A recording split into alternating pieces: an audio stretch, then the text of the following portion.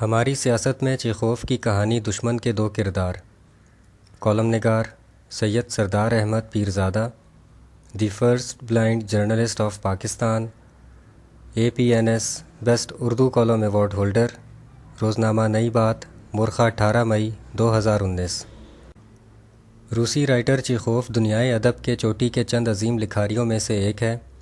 وہ 29 جنوری 1860 کو پیدا ہوا اور 44 برس کے بعد تپِ دق کے باعث 15 جولائی 1904 کو دنیا چھوڑ گیا. پیشے کے اعتبار سے چیخوف ایک فزیشین ڈاکٹر تھا. اس کا جنازہ روسی تاریخ اور عالمی ادیبوں کے سب سے بڑے جنازوں میں سے ایک تھا.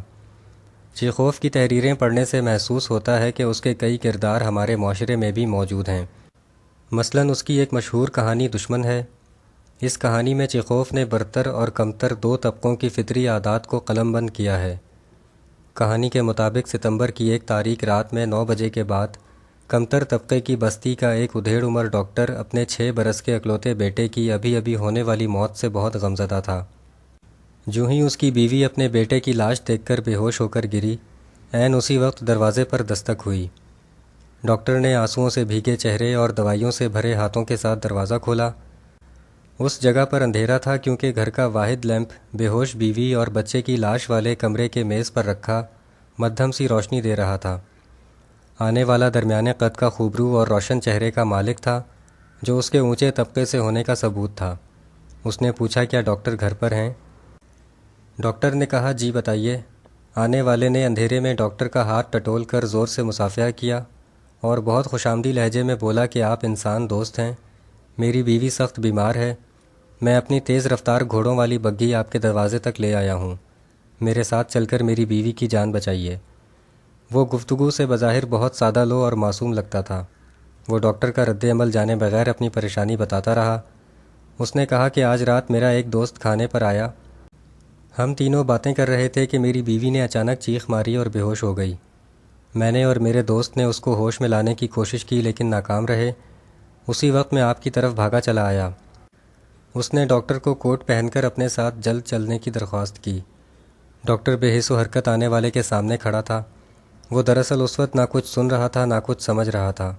اسے تو بس اپنے بیٹے کی موت نے ذہنی طور پر مفلوج کر دیا تھا. ڈاکٹر نے سر اٹھا کر کہا کہ میں آپ کے ساتھ نہیں جا سکتا کیونکہ 5 منٹ پہلے میرا اکلوتا بیٹا مر گیا ہے. آنے والے نے اس بری خبر سے خوفزدہ ہو کر ڈاکٹر کا ہاتھ چھوڑا اور بولا، بہت افسوس ہوا. وہ پیچھے ہٹ کر چند منٹ تک دروازے کے ساتھ لگ کر کھڑا رہا. ڈاکٹر سمجھا کہ وہ واپس جانے لگا ہے، لیکن آنے والے نے ڈاکٹر کا دامن پکڑ لیا اور گریہ وزاری کرنے لگا کہ آپ جس شدید صدمے میں ہیں اس کا اندازہ کیا جا سکتا ہے، لیکن اگر آپ میرے ساتھ نہیں جائیں گے تو میری بیوی مر جائے گی. ڈاکٹر نے آنے والے کے اس انتہائی خود غرض رویے کو نفرت سے جھٹکا اور واپس دوسرے کمرے میں اپنی بے ہوش بیوی اور مردہ بیٹے کی لاش کے پاس چلا گیا. کچھ دیر بعد جب اس کی بیوی ہوش میں آئی تو وہ دروازہ بند کرنے کے خیال سے دوبارہ اندھیرے کمرے میں آیا. ڈاکٹر کو یہ دیکھ کر بے حد حیرت ہوئی کہ آنے والا ابھی تک وہیں کھڑا تھا. اس نے ڈاکٹر کو دیکھتے ہی دوبارہ آہوزاری شروع کر دی. ڈاکٹر نے ہر طریقے سے انکار کیا لیکن آنے والے کی خوشامد اور منت سماجت میں اضافہ ہی ہوتا گیا. بالآخر ڈاکٹر نے دوائیوں کا بکس اٹھایا اور بے دلی سے کوٹ پہنتا ہوا اس کے ساتھ گلی میں آ گیا. آنے والے نے زندگی بھر کے تشکر آمیز رویے کے ساتھ انتہائی نرم لہجے میں ڈاکٹر کا شکریہ ادا کیا اور چلتے چلتے اسے کوٹ پہنانے میں بھی مدد کی. جب ڈاکٹر اس کے ساتھ بگھی میں جا رہا تھا تو ڈاکٹر نے سوچا کہ میں کتنا سنگ دل ہوں، لیکن پھر اس نے سوچا کہ یہ بہت پریشان تھا تبھی میری اتنی منت سماجت کر رہا تھا. جب بگھی امیر آدمی کے گھر پہنچی تو وہاں مکمل خاموشی تھی. بیوی کے کمرے تک پہنچتے پہنچتے امیر آدمی کے ماتھے پر فکر مندی کی شکنیں نمودار ہوئیں.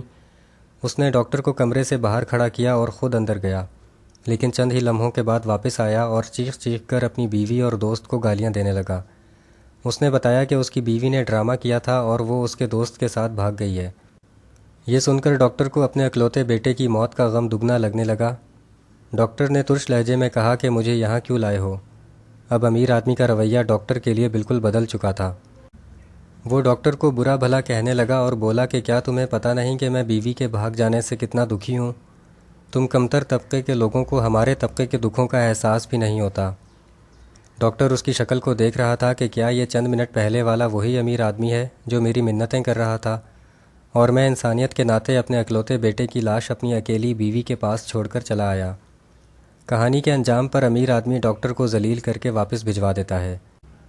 اس کہانی سے پتہ چلتا ہے کہ اونچے طبقے کو جب اپنے مفاد سے غرض ہوتی ہے تو وہ کس طرح کمتر طبقے کی منت سماجت کرتا ہے اور لاڈ اٹھاتا ہے۔ جو ہی اونچے طبقے کی ضرورت ختم ہوتی ہے وہ کمتر طبقے کو لات مار دیتا ہے۔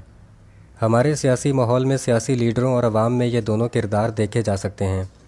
جب سیاسی لیڈروں کو ہڑتالوں، دھرنوں، جلسے جلوسوں اور ووٹوں کے لیے عوام کی ضرورت ہوتی ہے تو وہ ملکی فلاح و بہبود کے فرشتے معلوم ہوتے ہیں، لیکن جو ہی وہ ان مراحل سے گزر کر حکومت میں پہنچتے ہیں تو وہ عوام کی شکل دیکھنا بھی پسند نہیں کرتے۔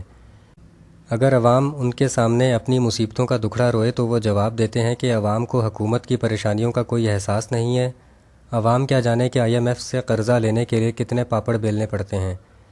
اگر عوام مہنگائی کی بربادی کا ذکر کرے تو حکمران جواب دیتے ہیں کہ وہ اقتدار میں رہ کر ان سے زیادہ مصیبت میں ہیں۔ اگر عوام ڈالر کی تباہ کن اڑان کی بات کرے تو حکمران کہتے ہیں کہ عوام کو اکنامکس کا کچھ علم نہیں۔ جب حکمرانوں کو احساس ہو جاتا ہے کہ عوام اب ان کے مفاد کی ضرورت نہیں ہے تو وہ ایسی رونت والا رویہ اختیار کرتے ہیں کہ عوام مکمل بے عزت ہو کر اپنے گھروں میں بیٹھنے پر مجبور ہو جاتے ہیں۔ یوں کچھ عرصے بعد نئے انتخابات کا سیلاب پرانی کہانی دہرانے کے لیے پھر سے امڑ آتا ہے۔ شکریہ، دی اینڈ۔